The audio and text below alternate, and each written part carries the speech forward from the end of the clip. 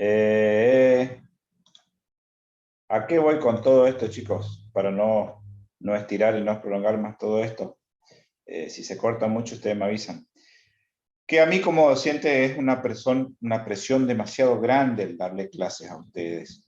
Primero y principal porque mi tarea es formarlos a ustedes. Ustedes van a ser médicos, van a ser mis colegas el día de mañana.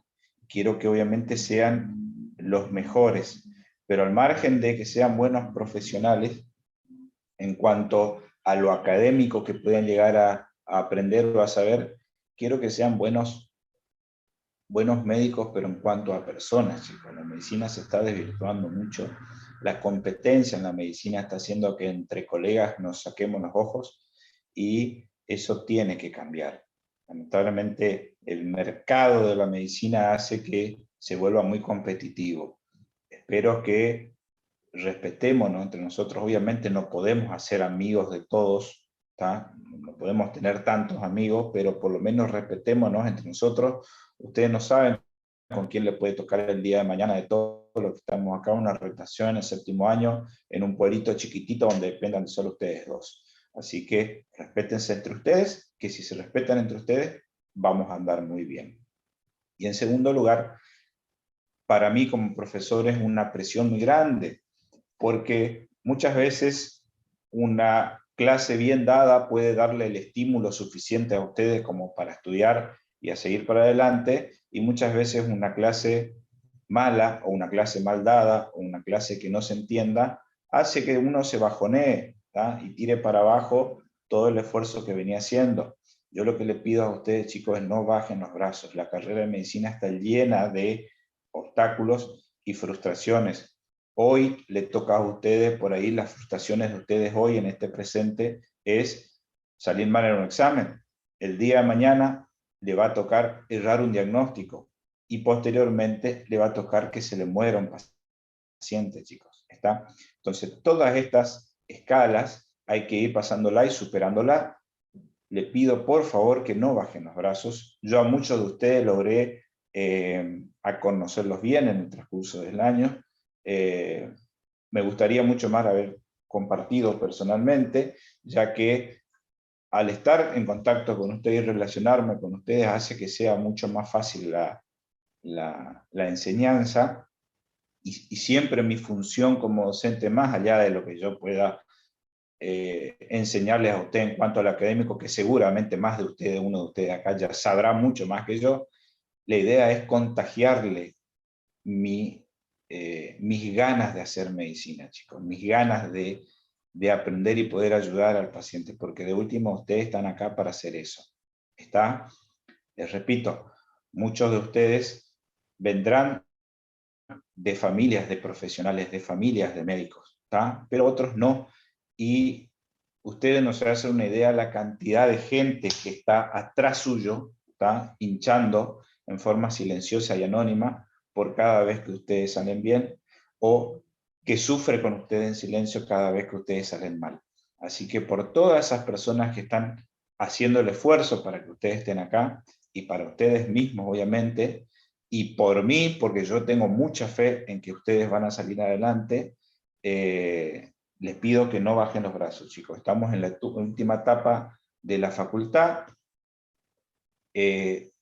Suena como feo muchas veces lo que digo, pero espero no volver a verlos el año que viene, ¿está?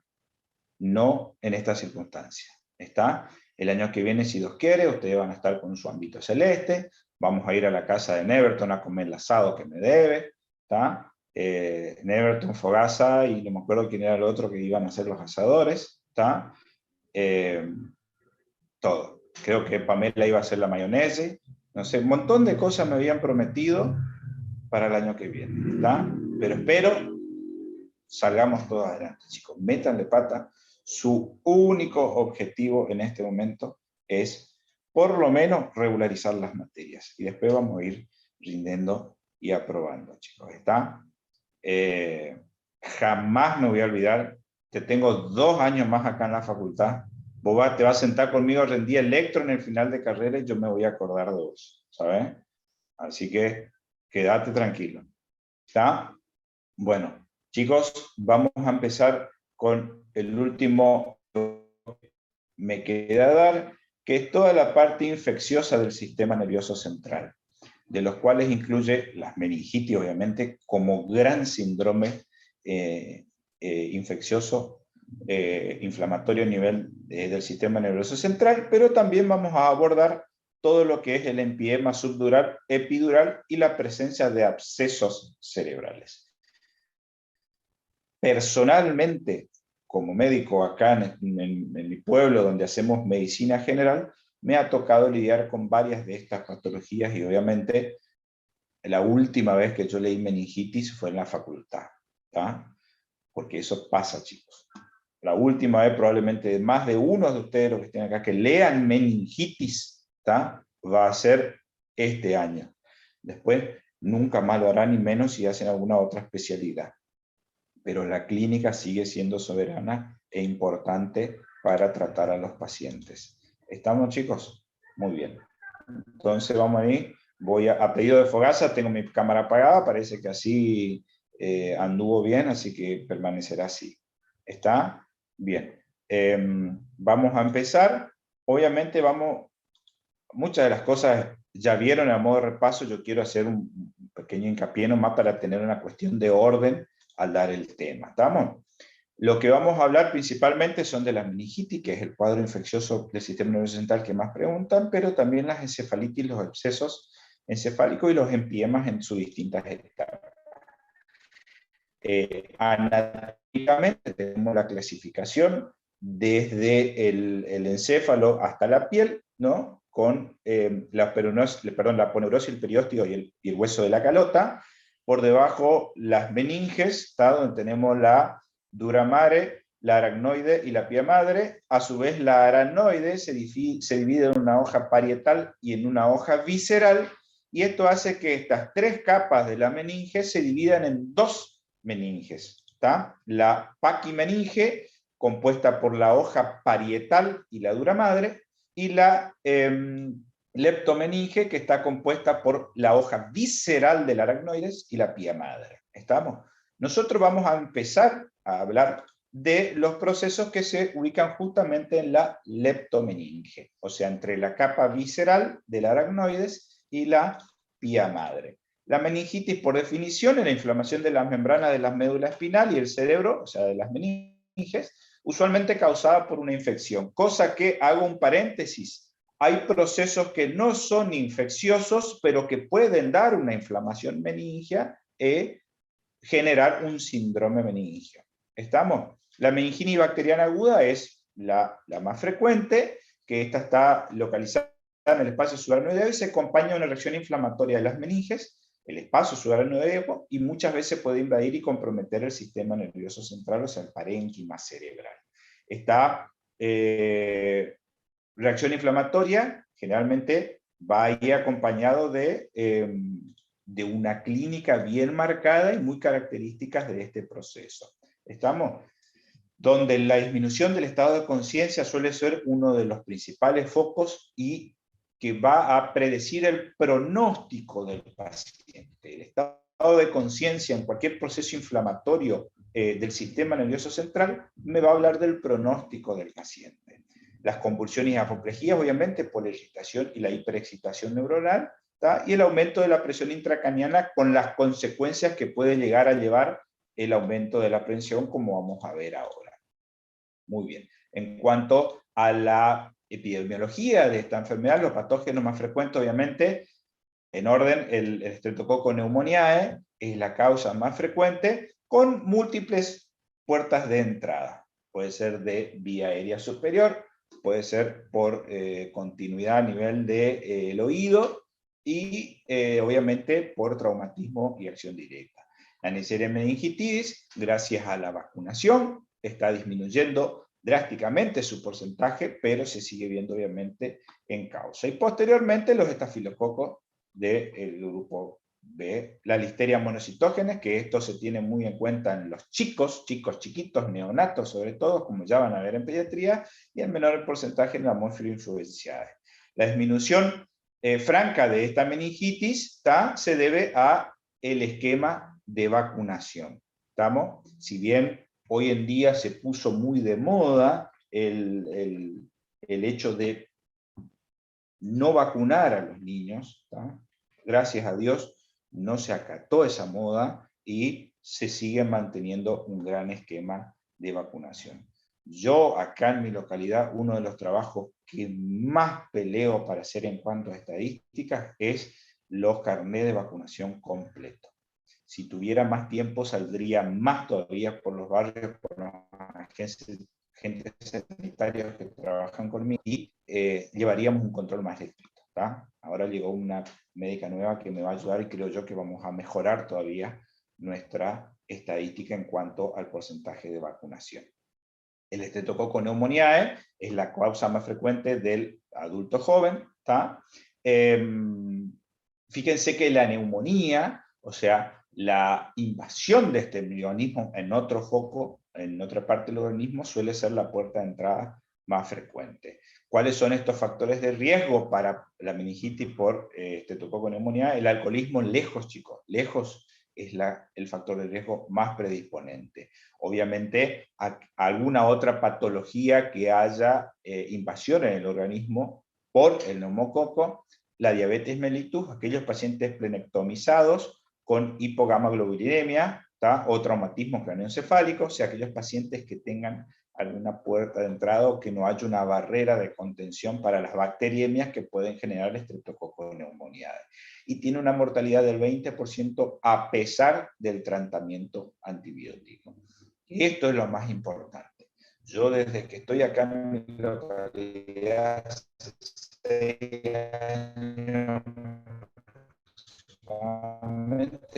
tuve 2 el proceso de meningitis, y la segunda, el paciente quedó en un estado vegetativo post-meningitis y posteriormente terminó falleciendo.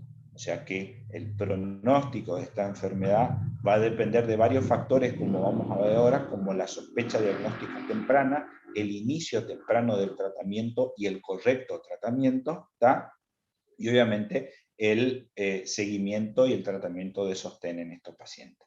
La Neisseria meningitis tiene una característica que a nivel de la piel da estas pequeñas zonas petequiales o purpúricas, que son un signo importante, y algunos pacientes es fulminante, ¿tá? O sea, es rápidamente progresiva, pero eso va a depender de 2 factores. Primero y principal, de la agresividad, obviamente, de la bacteria, y segundo, del estado inmunológico del paciente. La infección puede iniciar generalmente por colonización nasofaringea, y los factores de riesgo, como le decía yo, la virulencia de esta bacteria, ¿tá? La agresividad de la propia bacteria, el estado inmunológico del paciente. Los bacilos gram negativos causan meningitis en pacientes con enfermedades crónicas, o sea, aquellos pacientes que tengan comorbilidades de base, principalmente los inmunodeprimidos, aquellos que están trasplantados, aquellos que tengan una enfermedad de mielodisplásica, como alguna leucemia, un linfoma, etcétera, etcétera, o como complicación de intervenciones quirúrgicas. Fíjense que la otitis, la mastoiditis o la sinusitis pueden ser focos o puertas de entrada de esto. Hago un paréntesis rapidito. Yo era para sacar una foto, pero la paciente no coló, o sea, no me dejó. Vino una chica con un flemón dental gigante, chicos. Yo nunca vi una cosa de esta. De una, con 2 muelas cariadas, pero del maxilar inferior. Totalmente deformada la chica. Hicimos un drenaje quirúrgico con un colega acá. Sacamos, no sé, 2 litros de pus. La paciente evolucionó bien. Y la odontóloga que estaba haciendo el acompañamiento con nosotros nos dijo que ese tipo de flemón, si llega a agarrar una raíz de la arcada superior, o sea, el maxilar superior, esos pacientes rápidamente evolucionan a meningitis por la gran invasión del proceso infeccioso. ¿Estamos? Muy bien. Fíjense que cuáles son los gérmenes que pueden generar como puerta de entrada de una otitis, una mastoiditis, una sinusitis, los anaerobios gram negativos, el Staphylococcus aureus, entre otros. Y la Listeria monocitógenes, como yo le decía, en los 2 extremos de la vía, en los neonatos, sobre todo, ¿tá? Y en los mayores de 60 años, los inmunocomprometidos. ¿Estamos? Y generalmente el contagio de la listeria es por alimentos contaminados. Gracias a Dios, la tasa o la incidencia de meningitis por difteria descendió muchísimo en el transcurso de estos últimos 10 años. De los Staphylococcus aureus y los coagulasa negativos, como el epidermidis, son muy comunes en aquellos pacientes que han recibido una intervención quirúrgica neurológica, ya sea una extracción de un tumor, la extracción de un coágulo, la extracción o la corrección de un aneurisma, etcétera, etcétera. Uno mira estos cuadritos así en los libros, generalmente dice, ¿qué? No, pero vamos a resumir esto rapidito, ¿está?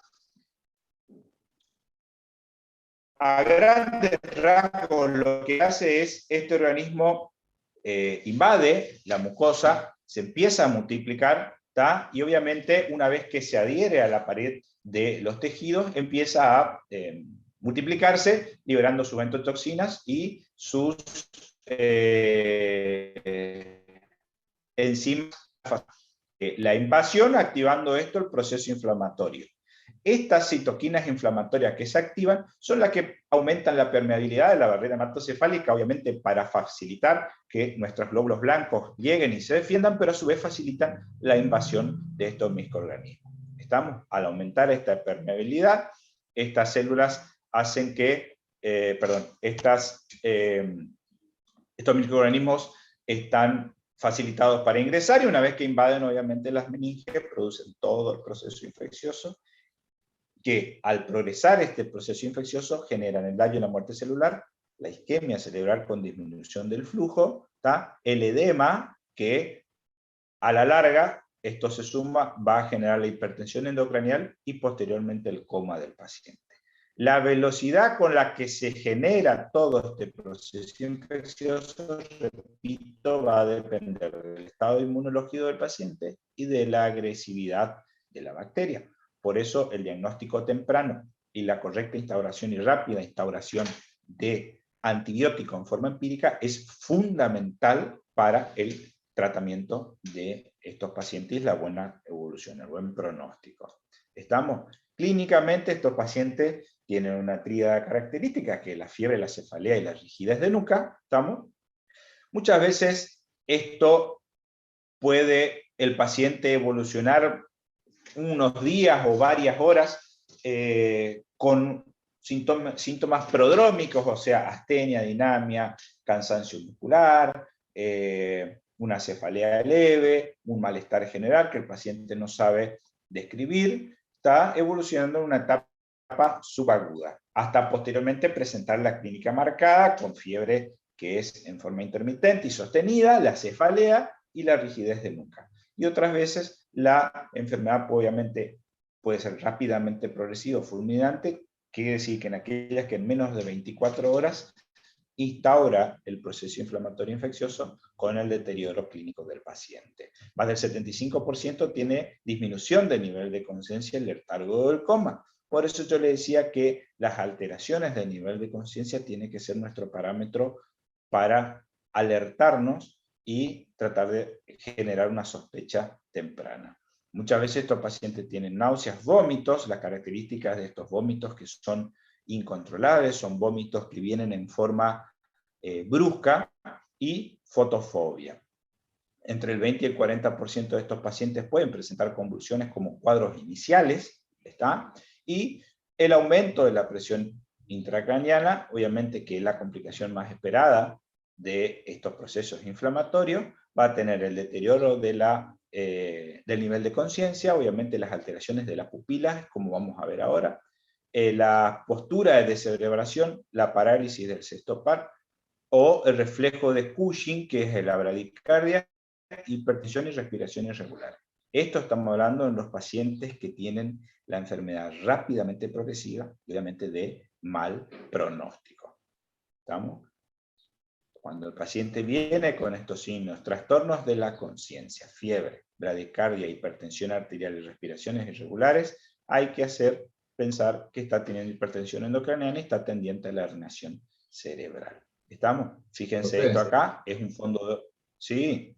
Y allí en las manifestaciones clínicas hay edema de papila como en traumatismo craneoencefálico. Y sí, porque el edema papila, vos lo único que te representa es que hay edema cerebral. La causa es otra cosa. En este caso en particular, si viene un paciente sin traumatismo craneoencefálico, que estaba en su casa mirando tele y se empezó a sentir mal y hizo fiebre, yo no voy a pensar que sea un traumatismo. Ahora, si viene un paciente traído porque se cayó de la moto, y lo más probable es que sea eso. ¿Se entiende, Cristian? Pero, obviamente, puede estar en la asociación, y sí, capaz el paciente hace 5 días se cayó de la moto, tuvo un traumatismo, y hoy empezó con un cuadro febril y trastorno de la conciencia. Puede ser mixto, digamos, el edema de la papila. Un fondo de ojo de un edema, o sea, una hipertensión coronaria. Fíjense la irregularidad de la foto. Fíjense, acá yo le puse lo que es un fondo de ojo normal. ¿Tá? Fíjense donde el nacimiento de los vasos tiene un borde bien definido, ¿tá? Y bien brillante. Y fíjense acá en este, se ve la flechita, ¿no? Perdón, se me olvidé de poner. Se ve, ahí está.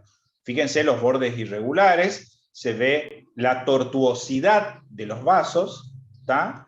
Y la mácula, como se ve, como borroneada, signo de hipertensión endocardial. Esto es fundamental a la hora de tomar la conducta terapéutica o diagnóstica, que es la función de la lumbar, porque es, vamos a ver cuáles son las contraindicaciones. Esta es la posición de descerebración, ¿tá? Pero esto estamos hablando de cuadros severos, chicos, ¿tá? Fíjense el paciente como en hiperextensión, con los ambos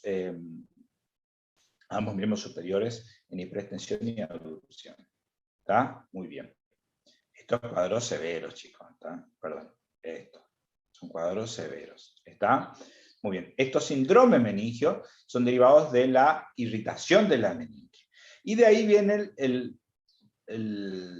la palabra o la denominación síndrome meningio y no enfermedad meningia. Porque como yo les decía, la irritación de estas meninges pueden ser infecciosas o no. ¿Tá? Entonces, cualquier proceso que irrite las meninges van a dar estos síndromes. ¿Estamos? Da una actitud característica que es la engatillo de fusil. ¿Tá? ¿Qué consiste? El paciente está en decúbito, generalmente lateral o dorsal, con hiperextensión de la cabeza, los miembros superiores pegados al cuerpo y los miembros inferiores flexionados sobre el abdomen. ¿Estamos? Esto es muy característico, ¿tá? Y se llama actitud de engatillo de fusil. Esto es fundamental porque cuando uno mira el paciente, hace la sospecha semiológica y clínica. ¿Estamos? Fíjense, pongo a modo de ejemplo que hay muchas actitudes que uno ve en los pacientes que hacen ya sospechar de la probable o qué está pasando con el paciente, ¿no?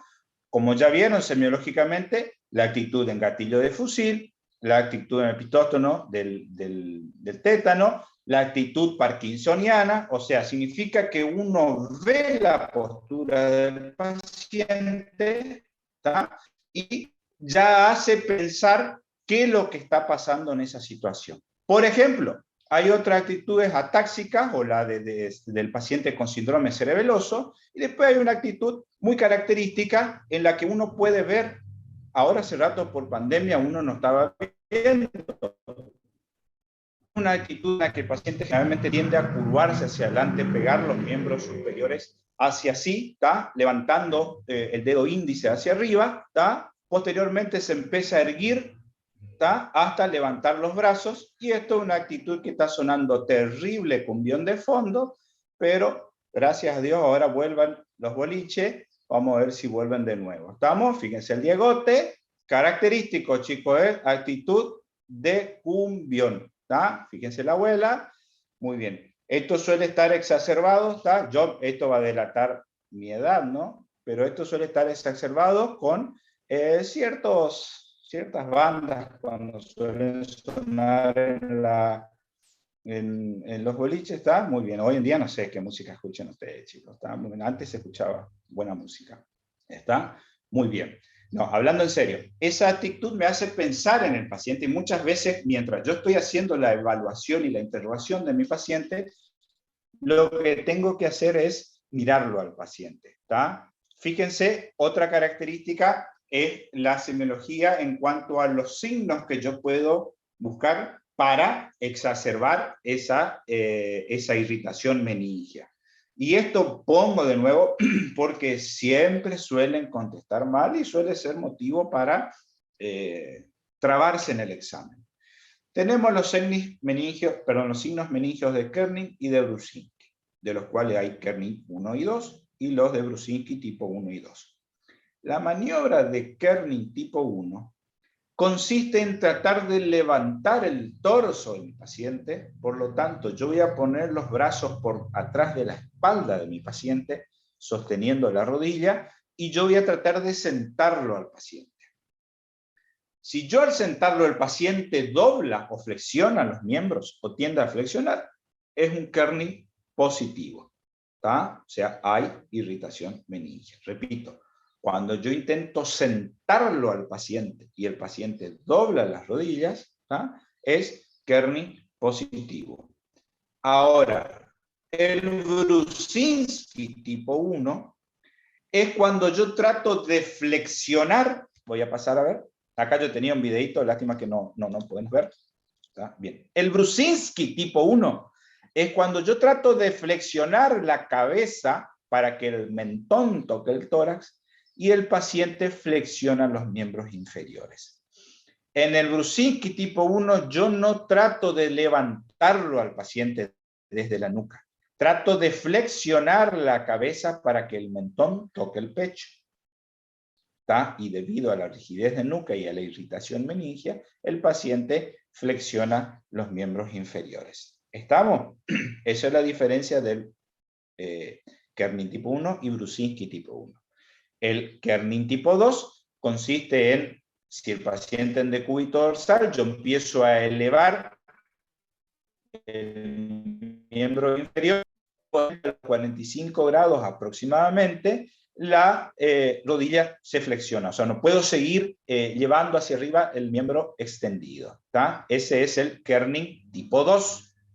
El Brusinski tipo 2 es cuando yo flexiono un miembro inferior de un lado sobre el abdomen, el miembro contralateral acompaña y flexiona también las piernas. ¿Tá? Brusinski tipo 2. Aclaro esto porque siempre preguntan, siempre preguntan y suele ser motivo de trabarse un poquitito. Hay colegas que suelen exigir esto, ya que es muy útil, chicos, en la práctica. Busquen videitos en YouTube de signos de Kerning y Brusinski, hay muchísimos, chicos. ¿Tá? Hay una universidad de México que tiene unos muy lindos videos ahí en YouTube. Cosa que yo tenía acá, pero por el Zoom no podemos representar. Acá estaban estos videitos, pero no puedo compartir lamentablemente, chicos. ¿Está? Pero mírenlos y van a ver re bien. ¿Estamos? Muy bien. Obviamente, cuando yo tengo la sospecha clínica de estos pacientes, es fundamental tratar de aislar el germen causal. Acuérdense que dijimos que la causa bacteriana es la más frecuente, entonces lo ideal sería poder aislar el germen para hacer el cultivo y el antibiograma del mismo. Para eso, lo que se hace es la punción lumbar.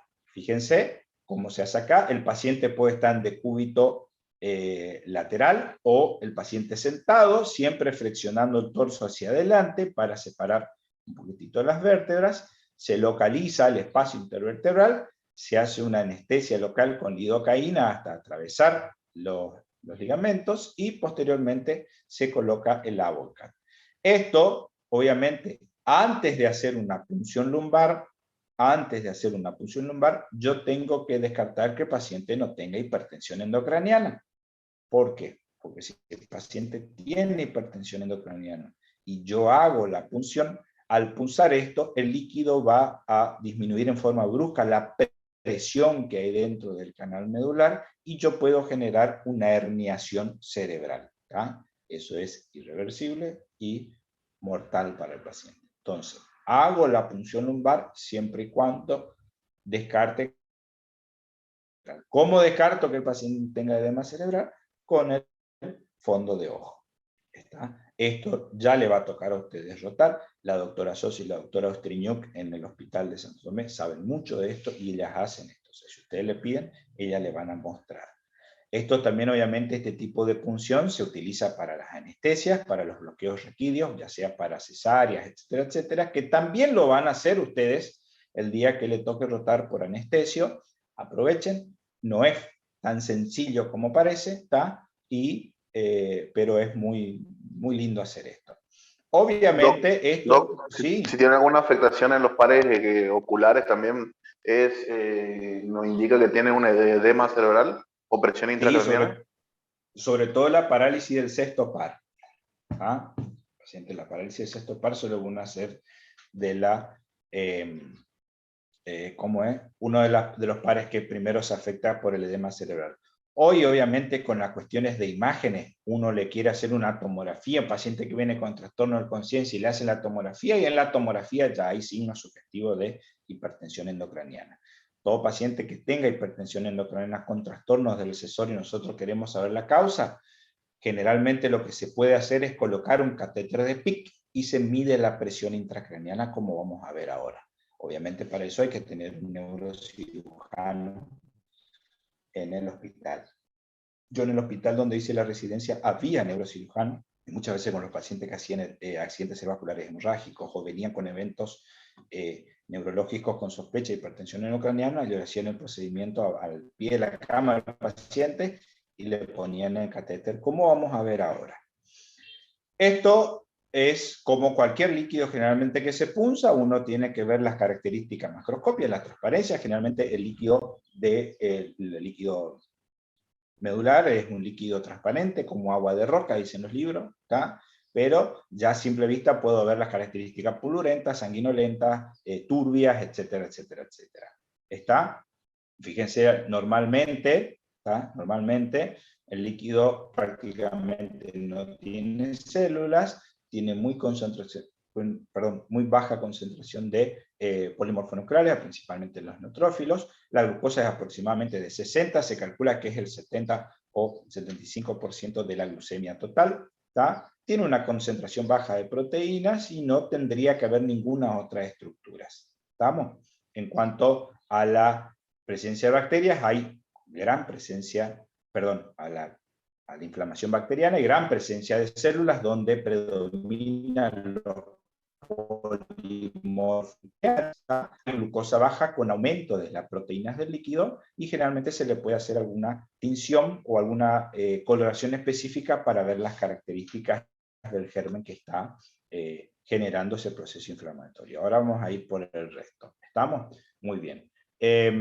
Una vez que tenemos nuestra sospecha diagnóstica, hacemos la punción lumbar, ¿tá?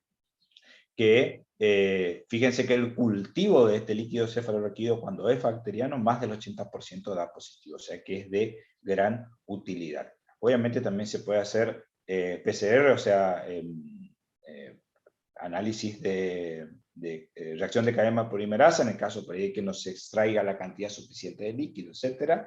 Y se puede hacer la biopsia cutánea en los casos, por ejemplo, de la Neisseria meningitis, que daban esas máculas o pápulas, o petequias, perdón, como vamos a ver ahora, yo lo voy a mostrar en imágenes. ¿Estamos? De los estudios de imágenes, tanto la tomografía y principalmente la resonancia nuclear cerebral, es muy útil para ver la presencia de edemas o de isquemia, incluso necrosis cerebral. Estamos, fíjense, estas son las lesiones, las petequias o las máculas que da la meningitis, y la característica de esto es que da la prueba de la vitropresión negativa.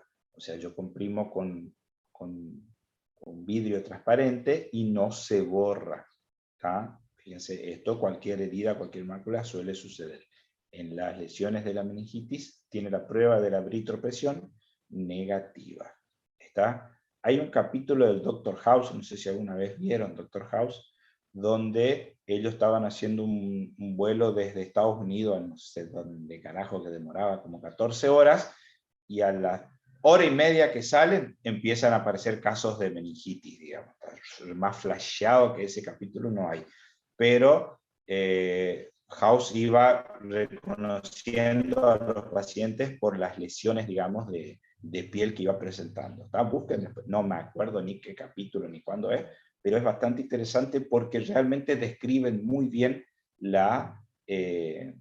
las sintomatologías de estos pacientes. Los pacientes convulsionaban, hacían signos de rigidez de nuca, vómitos, todo. Muy, muy interesante el capítulo, sacando de lado, obviamente, que en 14 horas un avión se infectó y Hauser le salvó a todos. ¿Está? Muy bien. Las neuroimágenes, como les decía yo, ¿cuándo están indicadas las neuroimágenes como para evaluación de la meningitis? Cuando el paciente tiene el líquido cefalorraquídeo positivo, o sea, sigue veniendo patológico a pesar de 24 o 48 horas de tratamiento antibiótico, cuando el paciente tenga alguna focalización neurológica, o sea, como signo sugestivo de alguna lesión del encéfalo, que haga el paciente meningitis a repetición, que haya obviamente la hipertensión endocrinal persistente que no mejora, o la elevación persistente de los polimorfos nucleares en el líquido cefalorraquídeo. De ello, la tomografía o la resonancia, como vimos, son las mejores imágenes, que nos permite ver, obviamente, el edema cerebral, la dilatación de los ventrículos, la hidrocefalia, el empiema o la efusión subdurales, porque por ahí todo habrá empezado como un empiema subdural o un absceso, y posteriormente invadió las meninges, obviamente la presencia de infartos o hemorragias cerebrales, las trombosis de los senos, el infarto, y podemos encontrar el foco de entrada, inclusive como las mastoiditis o las sinusitis. ¿Está? Muy bien. Los diagnósticos diferenciales principalmente son las meningoencefalitis virales, ¿tá? Las infecciones o por la riquezia, raro en nuestros medios, el empiema subdural o epidural, como es uno de los temas que vamos a ver ahora, y los abscesos encefálicos. Esto no quiere decir que todas estas patologías estén asociadas y compartan de la misma manera. Y en aquellos casos no infecciosos, ¿tá? Obviamente la hemorragia subarachnoidea, en aquellos pacientes que se hayan hecho un estudio, ¿tá? Y hayan requerido medio de contraste, los citostáticos como los quimioterápicos, alguna reacción adversa a los anestesias o los antibióticos intracraneales. A mí me pasó una vez una chica que hizo una meningitis aséptica, uno de los casos, que tenía como antecedente reciente, cercano, una cesárea, ¿tá? Donde le hicieron un bloqueo raquídeo para la cesárea, y a los 4 o 5 días vino con un síndrome meningio de libro, chicos, fotofobia, náuseas, vómitos, rigidez de nuca, todo. Yo le terminé derivando a Santo Tomé, la evaluaron y asumieron que fue secundario a la anestesia nomás, por suerte. Obviamente la carcinomatosis o los síndromes paraneoplásicos, y ya después enfermedades más raras de depósito como son la sarcoidosis, la hemocromatosis, la enfermedad de Wilson, etc. Pero eso ya son excepcionales. El tratamiento de la meningitis bacteriana generalmente es empírico al principio, obviamente, hasta que no tengamos el cultivo y el antibiograma, es empírico, ¿está? Y es una emergencia. El recto, la buena evolución de los pacientes se logra siempre y cuando se trate de iniciar el tratamiento antibiótico desde como mucho a la hora de haber tenido contacto con el paciente. ¿Estamos? El tratamiento obviamente va a variar de cada germen, pero a modo general se manejan en la medio de la misma familia, ¿está? El beta-lactámico, la cefalosporina de tercera generación, ¿está? Fíjense que generalmente es combinado, nunca suele ser sola, ¿está? En los niños, en los lactantes, ampicilina y cefotaxima, ampicilina y ceftriaxona, suele ser la asociación más frecuente. Ya van a ver cuando lleguen a neo, chicos, cuando hagan pediatría y vean neo, la mayoría de los procesos infecciosos para los neonatos, ¿está? Ampicilina siempre está presente, ya que responden muy bien. En aquellos adultos mayores de cualquier edad, pero con antecedentes de alcoholismo o alguna otra enfermedad como comorbilidad, ¿está? Ampicilina y ceftriaxona, más vancomicina, pensando que puede haber un estafilococo aureus como posible foco, ¿está? Generalmente ampi, ceftriaxona, la asociación más frecuente. Después tenemos, fíjense, toda la escala de dosis, de dosificación, generalmente se da a dosis alta. Fíjense donde la ceftriaxona, que es la principal en el adulto, que más se utiliza, 4 gramos por día, o sea, cada 12 horas, 2 gramos cada 12 horas. ¿Está? Y en los neonatos, ampicilina, 12 gramos cada 4 horas, o sea, 12 gramos dividido en 4 dosis por día. ¿Estamos? Muy bien. Después, obviamente, esto va a variar dependiendo del antibiograma que tengamos. Si estamos hablando de una meningitis sifilítica, que es raro hoy en día que lleguen a tal, o la neurosífilis, la penicilina es el antibiótico de elección, a dosis alta, chicos, ¿está? 20-24 millones por día. ¿Estamos? Muy bien. Fíjense acá, en estos cuadritos, la Neisseria meningitis responde muy bien a la penicilina, pero la ceftriaxona sigue estando presente como tratamiento empírico. Por lo tanto, sigue siendo la ceftriaxona nuestro antibiótico empírico de elección. ¿Estamos? Fíjense, el estreptococo neumonal, ceftriaxona, ¿está? Los bacilos gram negativos, ceftriaxona. ¿Estamos? Ahora, si yo pienso en un estafilococo aureus, por ejemplo, pacientes, como dijimos, que venían con los cuadros de sinusitis o que tenga una presencia de algún traumatismo que nosotros pensamos que es una puerta de entrada, la vancomicina empieza a adquirir importancia hasta tener el resultado del antibiograma. Una vez que se resuelve el antibiograma y por ahí es sensible a otro antibiótico, bajamos la complejidad. ¿Estamos? Muy bien. Y acá pongo esto rapidito porque por ahí van a leer la utilización de los corticoides en la meningitis. Es controversial. No tiene una indicación absoluta donde decir que el efecto beneficioso es 100%. ¿Tá? Suele decirse que hay coadyuvancia en los pacientes, de los niños con meningitis por hemófilo influencial. ¿Tá? O en los adultos cuando hay mucha hipertensión endocraniana. ¿Estamos? Entonces, se puede estar indicado los corticoides como para ayudar a bajar el proceso inflamatorio que genera, pero no hay una indicación absoluta. ¿Estamos, chicos? Muy bien. Entonces nosotros tenemos nuestra sospecha, hacemos el fondo de ojo y hacemos la punción lumbar. Si tenemos un líquido patológico, ¿estamos? O sea, asumimos la meningitis, obviamente ya empezamos el tratamiento empírico para no esperar, no perder tiempo y esperamos el resultado del cultivo y del antibiograma.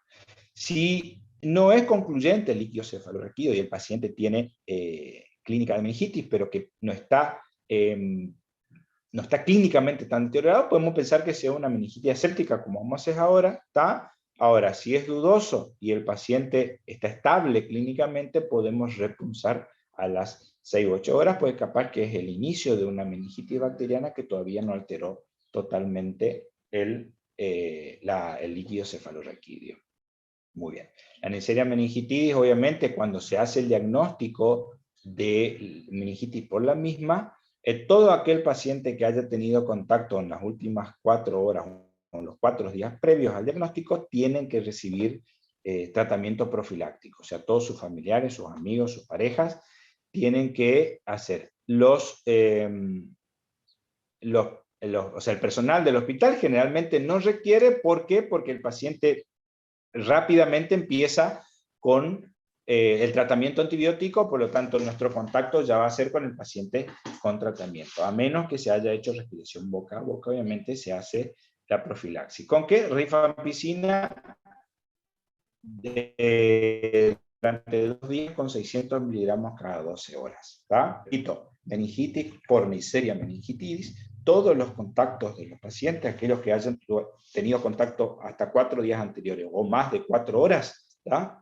requieren de tratamiento profiláctico con rifampicina durante 2 días, 600 miligramos cada 12 horas. ¿Estamos? Muy bien. Sí. No. Bajarle el volumen un poquitito. En la meningitis aséptica, ¿el tratamiento sería lo mismo? O sea, cefalosporinas y confirmado penicilina. No, porque las meningitis asépticas suelen ser otros los gérmenes. ¿Entendés? Como vamos a ver ahora. Realmente la meningitis aséptica suele estar más causada por hongos o por virus. Y ahí los antibióticos no van a tener utilidad. ¿Entendés? Pero ahora ya vamos a ese cuadro. ¿Está? Muy bien. Sí, no sé quién es que me preguntó, pero dale. Sí. ¿Hay en un laboratorio que se pida para la meningitis, tipo un estudio de sangre que nos sirva para meningitis? si no tenemos disponibilidad de hacer una punción o una tomografía? Mirá, se puede llegar a pedir anticuerpos ante Neisseria meningitidis, o vamos a encontrar una gran leucocitosis con desviación a la derecha o a la izquierda, dependiendo de cuál sea la causa.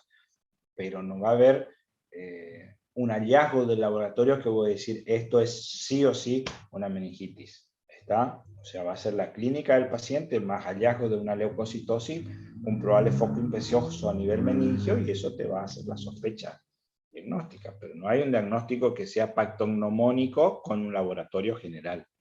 ¿Se entiende? Bien. En cuanto a la hipertensión, perdón, ¿se entendió, no? No sé si quedó claro. ¿Sí? Bueno. Sí, gracias. Dale. En cuanto al tratamiento de la hipertensión endocraniana, obviamente en aquellos pacientes que tengan muy elevado, es tratar de mantener una presión intracraniana de menor de 20 milímetros de mercurio. Cuando el paciente tiene más de 20-25 de presión intracraniana, lo que se hace es, con la punción, como vamos a ver ahora, medir esta presión y tratar de bajar la presión. El manitol suele ser la droga de elección, ¿estamos? Que eso se hace por vía endovenosa, o la sedación del paciente. ¿Está? Se puede hacer con morfina, propofol o midazolam. ¿Estamos? Muy bien, estos pacientes generalmente requieren obviamente intubación orotraqueal. ¿Está? La hiperventilación, ya que estos pacientes suelen estar con alteraciones de la respiración, con retención de CO2, y van a generar la acidosis respiratoria. Esto ya se hace con el paciente intubado, se lo intuba al paciente, se lo seda y se pone una frecuencia respiratoria más alta hasta normalizar la PCO2. ¿Estamos? Muy bien. Esto, fíjense, se hace acá, el catéter, el PIC, catéter de PIC. ¿Tá? Fíjense, se traza una línea en estas distancias, ¿tá? Y ahí se hace la punción. ¿Estamos? Como se pueden ver acá. Esto, repito, puede hacerse al pie de la cama. Esto hace el neurocirujano, obviamente, ¿no? Muy bien. Y la profundidad del catéter va a depender de qué es lo que estamos buscando. Fíjense acá, puede ser ventricular, o sea que vaya hasta el ventrículo, intraparenquimatosa, epidural, subdural, cómo es, y esto va a depender de lo que quisiéramos hacer, evaluar o controlar en mi paciente. Obviamente estos pacientes van a estar en terapia intensiva con un manejo multidisciplinario, cirugía, neurocirugía y terapia intensiva.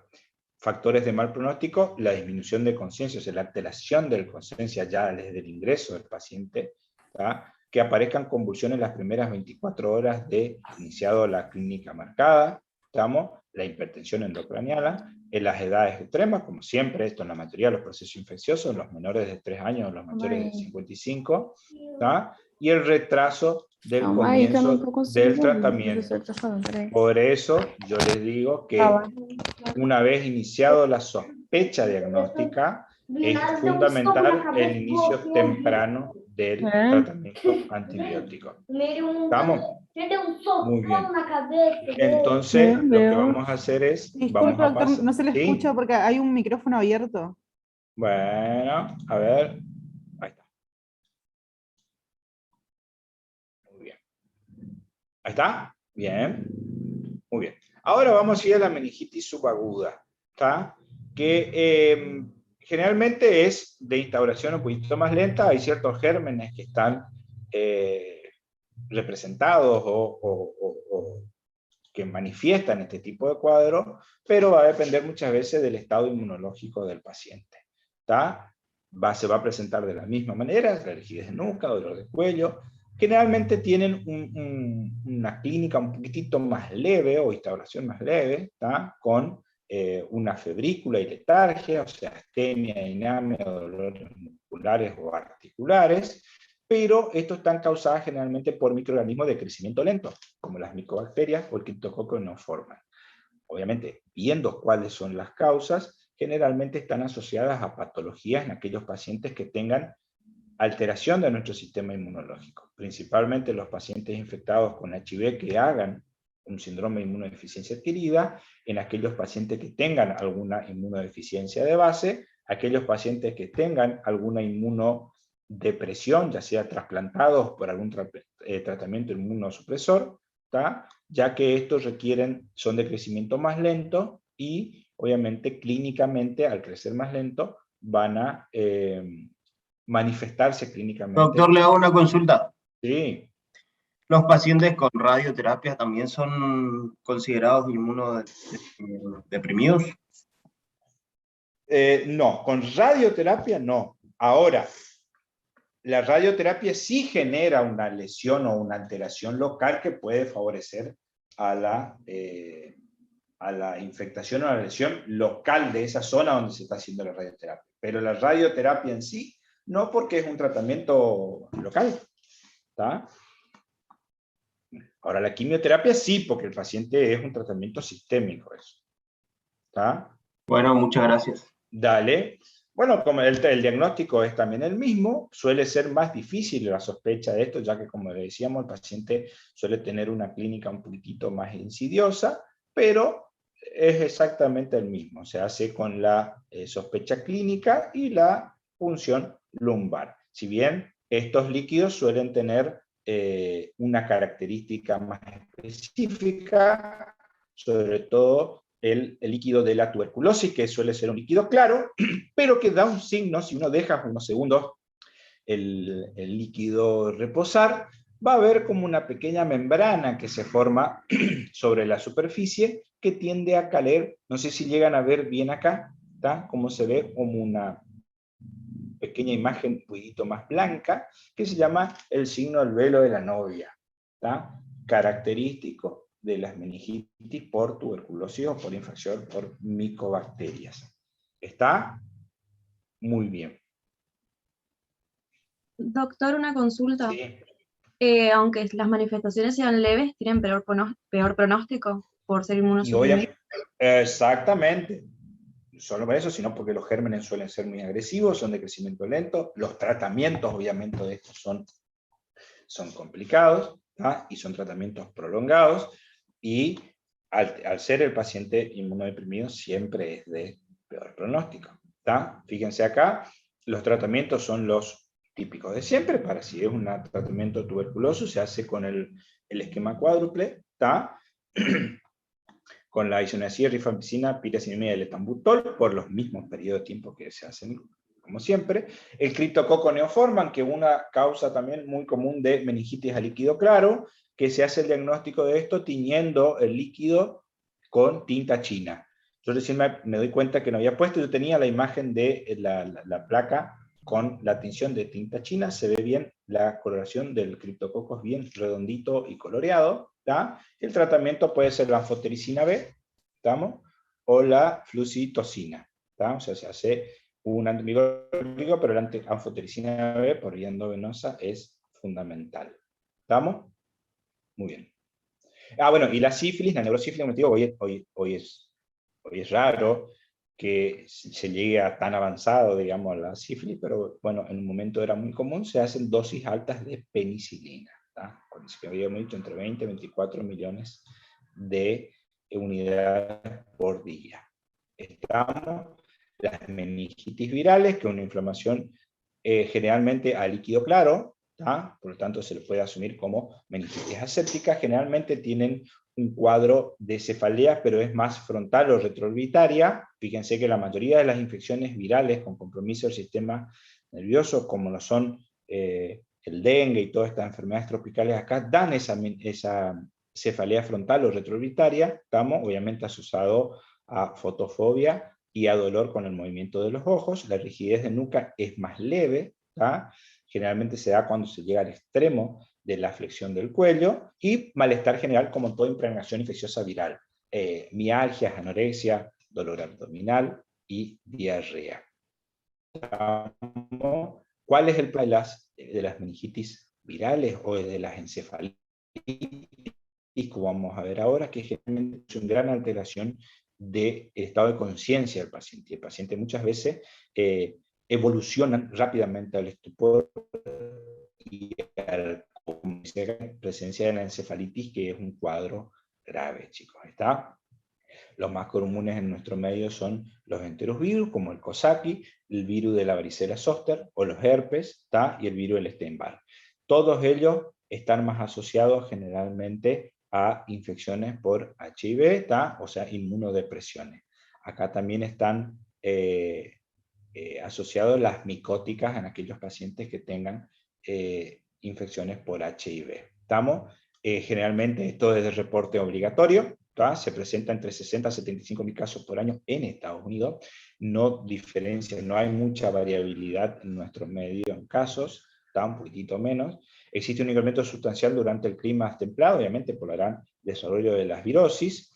Los enterovirus, los arbovirus presentan una incidencia mensual de 1 cada 100.000 casos de habitantes. El líquido cefalorraquídeo generalmente es claro, hay una pleocitosis, pero a predominio linfocítico. Acuérdense que en la bacteriana era predominio de polimorfonucleares, en este caso hay linfocitos. La glucosa suele estar normal, pero hay ligeramente elevadas las proteínas. Y hay poca celularidad. ¿Estamos? Se puede llegar a intentar hacer el cultivo del virus mediante reacción de cadena polimerasa y obviamente hacer también una serología para tratar de evaluar o tratar de identificar la familia del virus. Los tratamientos de esto son específicos con antivirales, obviamente. Los diagnósticos diferenciales pueden ser aquellas meningitis bacterianas no tratadas. ¿Qué significa no tratadas? Que no hayan cumplido totalmente con el esquema, capaz que alteró o mejoró el líquido cefalorraquídeo, pero no está del todo completado el esquema. Aquellas meningitis causadas por oncomicobacterias, como dijimos recién, que daban líquido claro también, las meningitis neoplásicas por invasión paraneoplásica o por los quimioterápicos, la meningitis secundaria a enfermedades inflamatorias no infecciosas, o la neurosífilis. El tratamiento, obviamente, tratar de tener un correcto soporte hemodinámico, mi paciente, tratar de mantener la presión arterial y la función respiratoria normales, y el tratamiento es con un antiviral donde la ciclovir es el principal. ¿Estamos? Yo había puesto esto, un antibiótico que es bastante accesible, se consigue en todos los hospitales. ¿Estamos? La meningitis aséptica, ese gran nombre que se le da en aquellos casos que el paciente vengan con un cuadro de irritación meningio o síndrome meningio y el líquido cefalorraquídeo sea claro, obviamente que sea ausencia de causa bacteriana. La mayoría de ellas son de etiologías virales y se hace el tratamiento como recién dijimos. Pero otras causas no infecciosas, fíjense, enfermedades autoinmunes, ciertas vasculitis, la sarcoidosis, el cáncer, estamos muy bien, entre otros. Las manifestaciones son las mismas, cefalea, rigidez de nuca y fiebre, y pueden presentar fotofobia.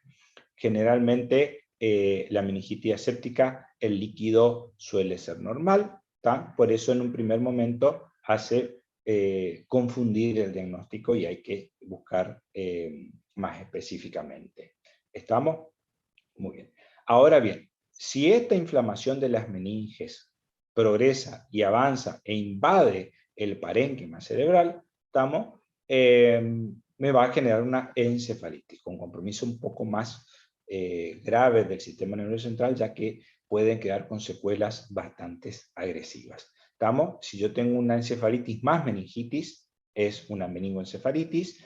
Si hay una encefalitis más compromiso de la médula espinal, una encefalomielitis. Si hay una encefalitis de las raíces nerviosas, una encefalomieloradiculitis, y estos, las infecciones virales del sistema nervioso central ocurre como frecuencia de infecciones virales sistémicas, muy asociado a cierto grado de inmunodepresión del paciente también.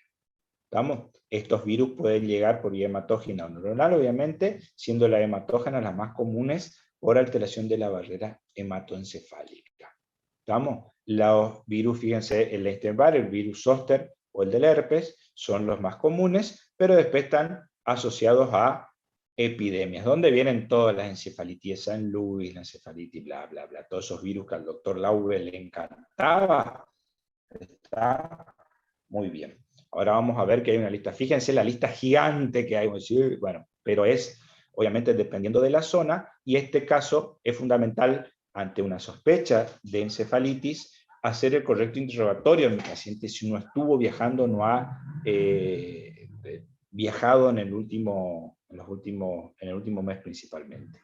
El que más se vio últimamente, por lo menos lo que yo busqué rapidito, si ustedes después buscan y tienen algo más, es la encefalitis equina venezolana, o sea que se vio ciertos brotes en el sur y Centroamérica, pero esto está obviamente hasta el 2019, posteriormente vino la pandemia y se cortó un poco la migración, ¿está? Y el virus rocío, que se transmite por un mosquito y sobre todo en el norte del Brasil, cerca del Amazonas, se vio grandes brotes de esta encefalitis, obviamente de la familia de los flavivirus.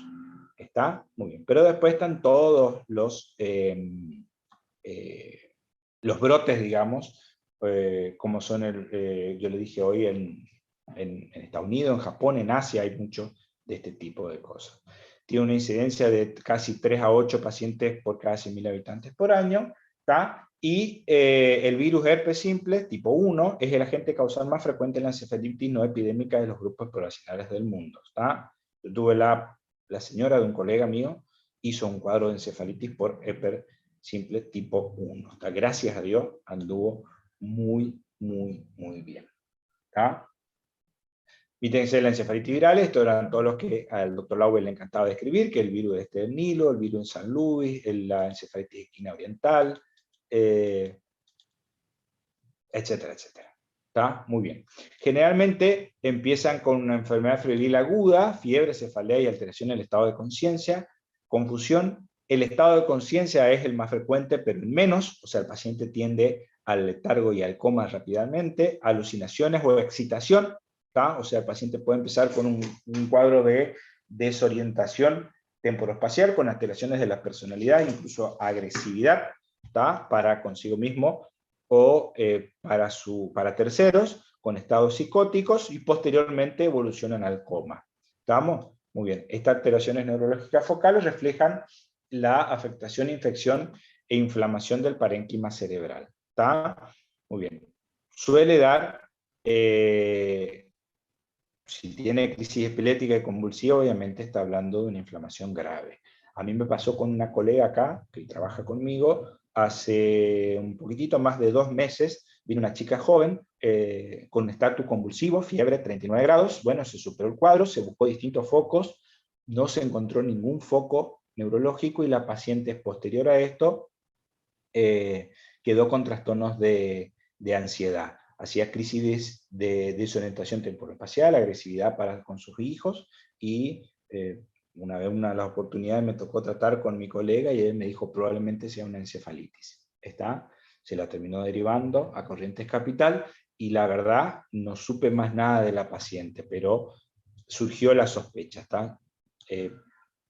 Porque realmente fue raro y rápidamente progresivo las alteraciones de la paciente. ¿Está? Muy bien. Obviamente, como hay un compromiso del encéfalo, el paciente va a tener una focalización neurológica. ¿Estamos? Puede tener afasia, ataxia o hemiparesias, movimientos involuntarios, ¿está? Como estrapidialismo y afectación de los pares craneales, principalmente puede ser parálisis del séptimo par. ¿Estamos? Muy bien. Si compromete la zona hipotalámico-hipoficiaria, puede tener una diabetes insípida o un síndrome de secreción inadecuada de ADH. Las encefalitis virales, generalmente el correcto interrogatorio, sobre todo a los pacientes y a familiares, si no hubieron viajes recientes, como yo le decía, es importante. Picadura o exposición a animales que ellos no están habituados, ¿tá? Y al trabajo del paciente. Muy bien. El examen neurológico tiene que ser completo, como dijimos, porque puede el paciente tener alguna focalización neurológica con compromiso de alguna de las vías neurológicas o compromiso de alguno de los pares craneales. ¿Estamos? La punción lumbar, obviamente, como dijimos que es de etiología viral, puede ser normal, pero muchas veces tiene una pleurocitosis linfocítica en más del 95% de los casos, que me hace sospechar de una inflamación viral como vimos hoy. ¿Estamos? La glucosa generalmente está normal, también es rara que esté baja, como todo proceso de inflamación viral, y se puede encontrar también alteraciones con linfocitos atípicos o inmaduros, en el caso de la infección por Epstein-Barr o herpes zóster o citomegalovirus. ¿Estamos? Una vez que nosotros detectamos, se pueden hacer detección antigénica, ¿tá?, de estos virus, y que van a favorecer o a mejorar el diagnóstico. Las imágenes son fundamentales también, sobre todo la resonancia nuclear magnética. ¿Estamos? Sobre todo vamos a encontrar en las encefalitis virales zonas de isquemia o lesión, ¿estamos? Como podemos ver acá, fíjense, esta es una resonancia cerebral donde vemos los focos de isquemia y necrosis. ¿Estamos? En los pacientes inmunocomprometidos con infección por citomegalovirus es fundamental la realización de una resonancia, sobre todo en aquellos pacientes inmunocomprometidos o pacientes con HIV.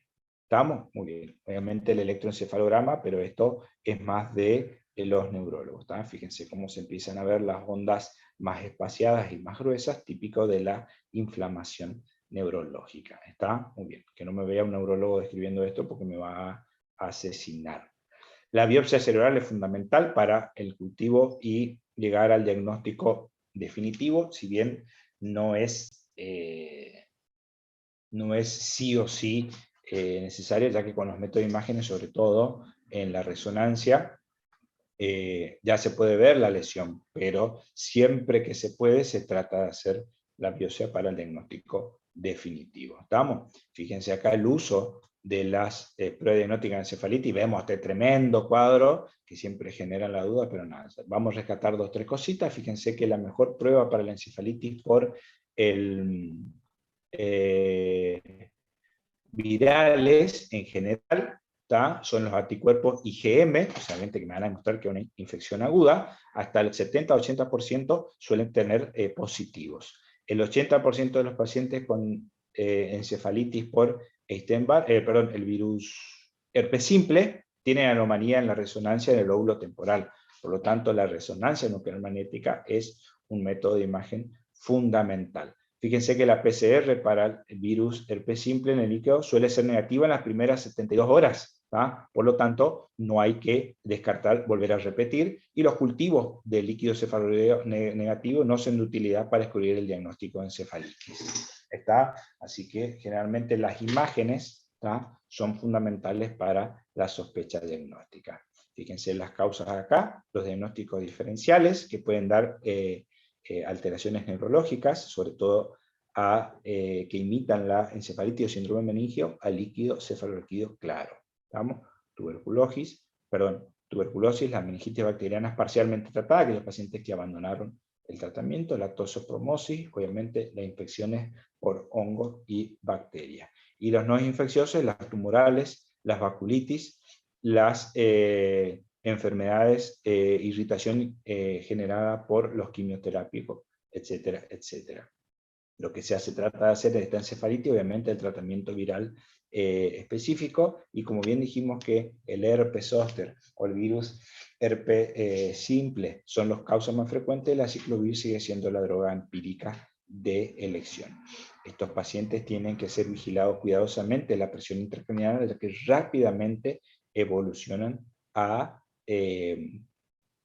hipertensión endocraniana, empeorando el coma. Y tener bien controlados los cuadros febriles, ya que la irritación del encéfalo por la inflamación y la fiebre es un factor muy predisponente para la aparición de convulsiones en estos pacientes. Volvemos a reiterar, si es necesario, nosotros sospechamos que evoluciona la hipertensión endocraniana, la colocación de un catéter de PIC, de presión intracraniana, es fundamental, pero esto tiene que estar monitoreado obviamente por un neurocirujano. La leucoencefalopatía unifocal progresiva o encefalitis crónica, esto generalmente está causado por áreas de múltiple desmielinización que depende del daño principal de del encéfalo en su momento. Generalmente suelen quedar con una focalización, sobre todo de los pares visuales, ¿tá?, una hemianopsia homónima o deterioro mental, que eso es lo peor de todo, chicos, ¿tá?, quedan con demencia, confusiones o cambios de las personalidades. ¿tá? Puede no haber pérdida de la fuerza en principio, pero en más del 75% de los casos finalmente van a quedar con trastorno del tono y de la fuerza muscular. Casi todos los pacientes tienen un tratamiento inmunodepresivo. ¿Está? Y fíjense, más del 60% de estos pacientes ocurren en pacientes con HIV, o sea que tienen HIV-Sida, ¿no? O sea que tengan el síndrome de inmunodeficiencia adquirida.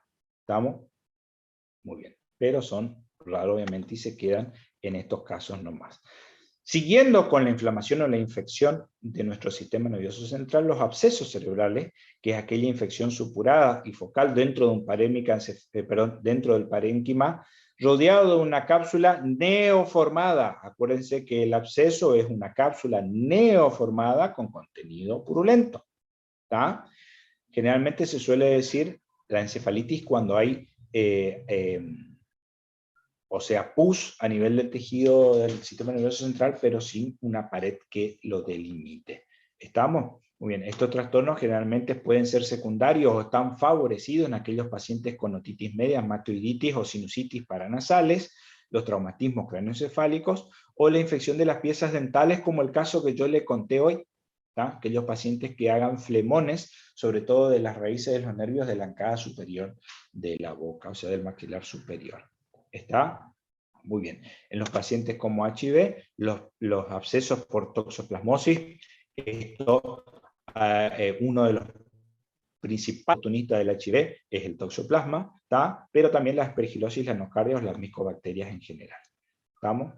Muy bien. El absceso general generalmente puede ser por propagación directa, ¿tá? De una sinusitis, una otitis, una mastoiditis, una infección dental. Por lo tanto, estos procesos, sobre todo en aquellos pacientes que tengan un gran proceso inflamatorio local, es importante drenar o tratar en forma adecuada. Después de un traumatismo craneal, obviamente, una intervención quirúrgica, que puede ser por invasión por esa puerta de entrada, como resultado de la invasión hematógena de un foco infeccioso distante, pero esto va a depender de la agresividad del germen, y hasta el 95% de los casos no se encuentra un foco primario, ¿tá? Y ahí se llama absceso cerebral criptogénico, ¿está? Pero generalmente esto suele estar dado en aquellos pacientes que tengan alguna comorbilidad donde el alcoholismo suele ser el principal factor. Vamos, clínicamente, obviamente va a depender de la ubicación y del tamaño, ¿tá? Porque generalmente suelen ser signos de compresión. ¿Estamos? Estos síntomas o signos que podemos llegar a encontrar son muy variables, pueden durar incluso semanas o meses, como dice acá, pero generalmente los pacientes acuden entre 10 a 12 días posterior a haber comenzado con sintomatología, que generalmente es bastante insidiosa. La tríada clásica, cefalea, fiebre y déficit motor focal, o sea, alguna focalización neurológica, suelen ser la clínica más característica. ¿Estamos? El síntoma más frecuente, obviamente, es la cefalea. En más del 75% de los casos está presente por el crecimiento de una estructura de neoformación que genera compresión de las estructuras vecinas. ¿Estamos? Y fíjense que más del 60% de los pacientes que generan un absceso, tienen alguna focalización neurológica, generando una hemiparesia facial o defectos a nivel del campo visual, ¿tá? Que incluso puede confundirse con un accidente cerebrovascular. ¿Estamos? Muy bien. El cuadro inicial, obviamente va a depender de qué localización está, porque capaz yo puedo hacer una punción lumbar pensando que sea un síndrome meningio, me viene el líquido claro, porque no hay inflamación meningia dentro de la meninge, sino que sea por compresión, ¿tá? Generalmente hay que tratar de localizar la infección primaria si es por vía hematógena la difusión. La hemiparesia es el signo localizado más frecuente en el absceso del lóbulo frontal, y obviamente va a ser una hemiparesia contralateral.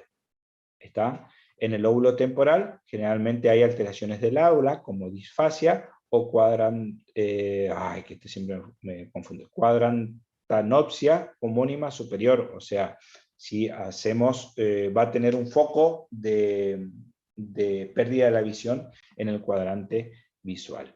¿Estamos? El nistagmo y la actasia son más comunes, obviamente, en los abscesos cerebrales. Esto muy asociado a los pacientes con antecedentes de alcoholismo, ¿tá? Y muchas veces no ocurre meningismo, porque, como le digo yo, esto está dentro del parénquima cerebral y no invade las meninges, salvo que, obviamente, termine comprometiendo por contigüidad los ventrículos o la infección pase a los espacios subaracnoideos. Fíjense acá, las imágenes son fundamentales, la resonancia magnética es mejor, donde permite ver bien la pared que delimita este absceso, ¿tá? Y obviamente el contenido. Esto es en T1 y esto es en T2 para ver las características. ¿Está? Muy bien. El tratamiento siempre de un absceso en cualquier parte del organismo es drenar. Cualquier absceso en cualquier parte del organismo se drena, obviamente con su tratamiento antibiótico de sostén. Generalmente tienen buen pronóstico, ya que imagenológicamente se puede diagnosticar y delimitar muy bien, y las técnicas neuroquirúrgicas avanzaron mucho y hacen que el paciente sea menos invasiva, pero generalmente aquellos pacientes que hacen un absceso y que tienen una resolución posterior quedan con algún grado de compromiso neurológico, donde los estatus convulsivos suelen ser la principal complicación a largo plazo, y generalmente estos pacientes requieren de tratamiento para evitar esto. ¿Está? Muy bien. Ahí ya hablamos entonces de la infección de la leptomeninge y del parénquima cerebral. Ahora vamos del espacio de la paquismeninge. ¿Está? Muy bien. Ahí tenemos el empiema subdural y el empiema epidural. Perdón. El empiema subdural es el acúmulo de pus entre la dura madre y la aracnoide. ¿Está? Generalmente esto está asociado a la sinusitis, ¿está? O sea, por infecciones de continuidad. ¿Está? Muy bien. Sobre todo los signos, fíjense acá, de los esmoidales o los maxilares superiores. Hay que sospechar en todos aquellos pacientes que tengan clínica a repetición o que te refieran clínica a repetición de sinusitis, ¿está? Que comiencen con cefalea intensa o alguna focalización neurológica. ¿Está? Fíjense que la resonancia es el método de elección para el diagnóstico y es una urgencia médica, chicos. ¿Está? Como dice acá. Es una urgencia médica porque rápidamente comprime tejido cerebral y termina generando la muerte neurológica. La evacuación neuroquirúrgica de este empiema es el tratamiento de elección, ¿estamos? Y en cuanto antes sea el tratamiento, obviamente, mejor. Tratamiento pírico de elección, la cefalosporina de tercera generación, como la ceftriaxona, sigue siendo. Si yo sospecho, por ejemplo, de invasión por estafilococo aureus, como dijimos hoy, vancomicina. ¿Estamos? Y el tratamiento es endovenoso, por lo menos por 4 semanas, posteriores al drenaje quirúrgico, obviamente, ¿no? ¿Está? Muy, muy bien, chicos. Fíjense en este caso acá, cómo terminó invadiendo la línea media, ¿está? El proceso purulento.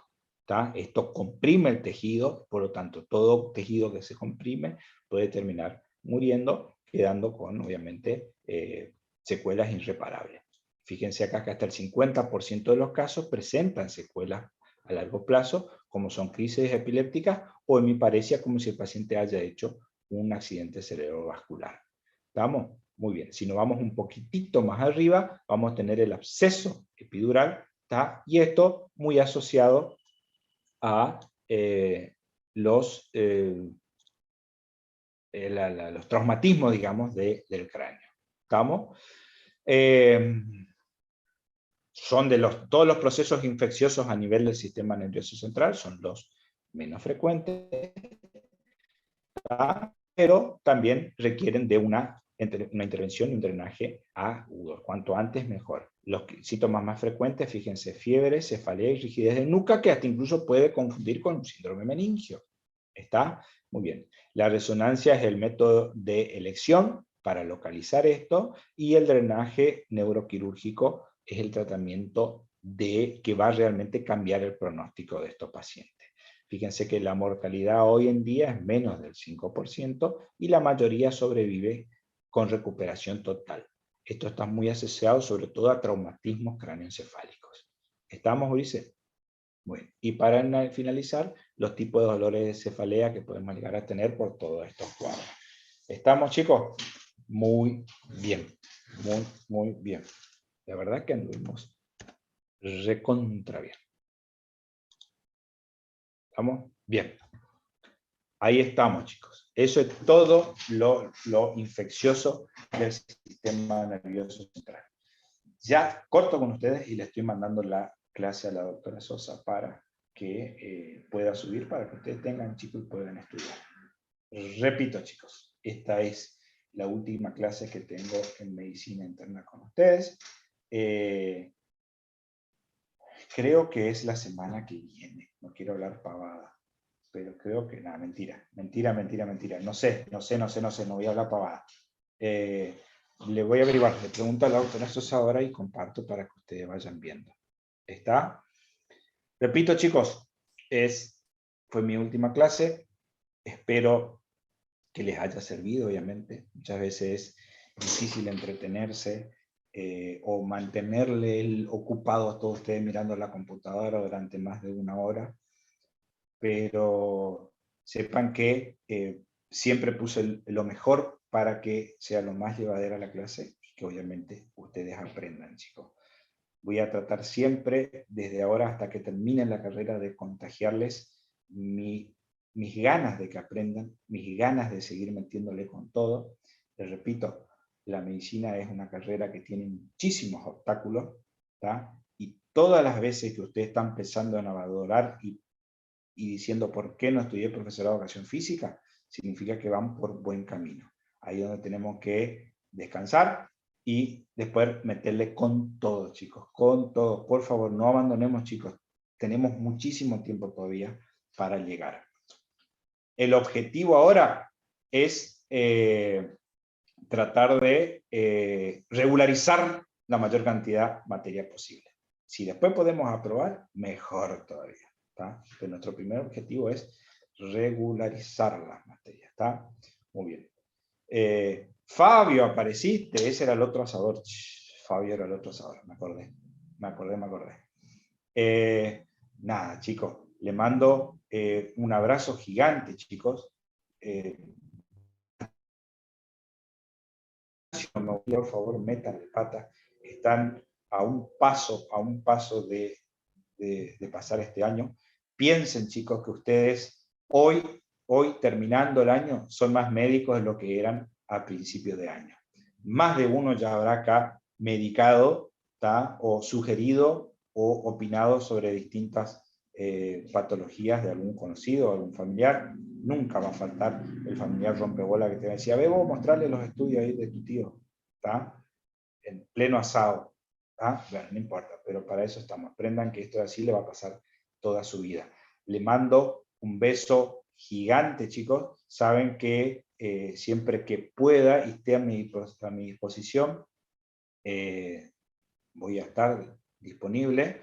Yo últimamente anduve muy atareado. Pido disculpas a todos los chicos que tienen práctico conmigo, que realmente esta última etapa del año fue muy difícil para mí cumplir con los horarios de los prácticos. Pero bueno, quiero que sepan que todos los que pude dar le puse la mejor onda.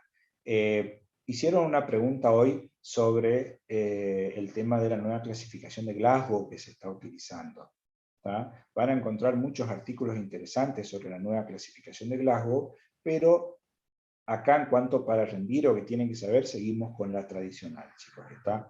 Si quieren compartir o leer por lo menos estas nuevas clasificaciones que hay, que es un poquitito más extendida y más específica sobre la evaluación, pueden hacerlo, nunca está de más leer un poquitito más, pero para el examen, para la era, con la escala de Glasgow, la evaluación del coma tradicional es suficiente. ¿Estamos? Así que un abrazo gigante, ¿tá?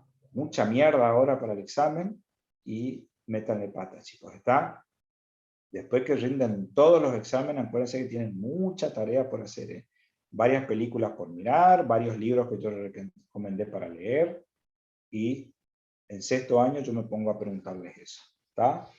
Chicos, abrazo gigante, les deseo todo lo mejor, y si Dios quiera nos cruzaremos el año que viene en forma personal. ¿Estamos? Abrazos, chicos, nos vemos. Chau, Gracias, chau. doctora. Gracias. Chao, chao. Gente, chao.